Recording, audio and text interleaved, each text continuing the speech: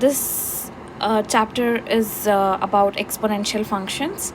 As I told you in the at the end of the previous video, what are exponential functions like? If for a small change of input values, you have a drastic or a substantial or a very high change of output values. So such kind of functions which are represented as in the exponent form, like which are represented in the form of a power of some base, so is nothing but an exponential function.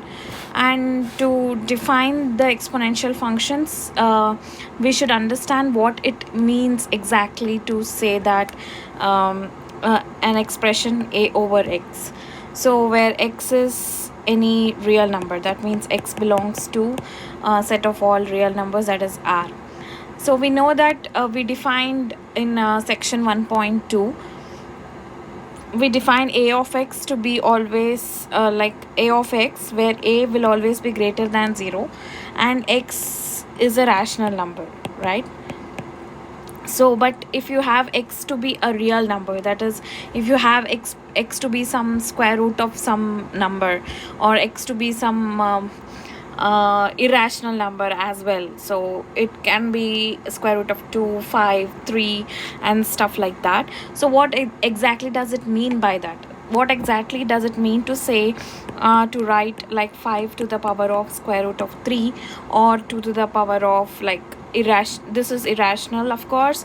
Another irrational number is like 2 to the power of pi and something like that. So to define a over x when x is irrational, that is, x is irrational. So once x belongs to r has both rational and irrational numbers. So what does it mean to say that a over x where x is irrational? Okay, so we approximate x by rational numbers.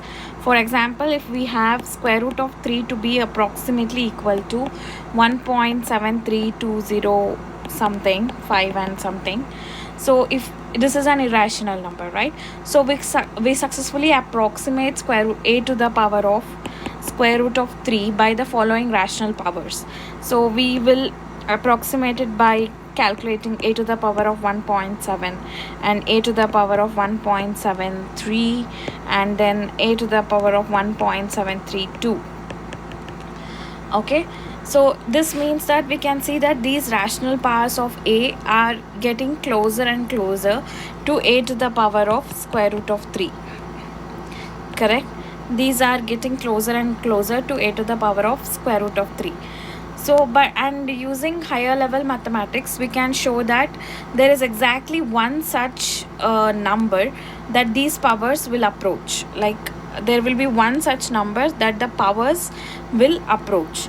So for example, if we define like 5 square root of root 3, so if it is, this would be approximately, this would approach like 5 to the power of 1.732, and if you use a calculator, you will see that it is approximately equal to some 16.2411 and so on. So and this approximation is better as we increase the decimal tail, the number of decimal tails that we consider. If we keep on increasing the decimal places, or if we consider more and more of decimal places, we can arrive at a better approximation. So these kinds of, this theory is very useful when we learn about solutions to certain equations. So whereas it is not possible to like do it with the what is traditional math. So what do we call analytical method? Like you have certain methods that we use, like the trial and error method, or maybe the quadratic formula method, or what do we say about the synthetic division or anything of such sort. You have certain traditional methods that have been established, and you have certain methods to find out the roots.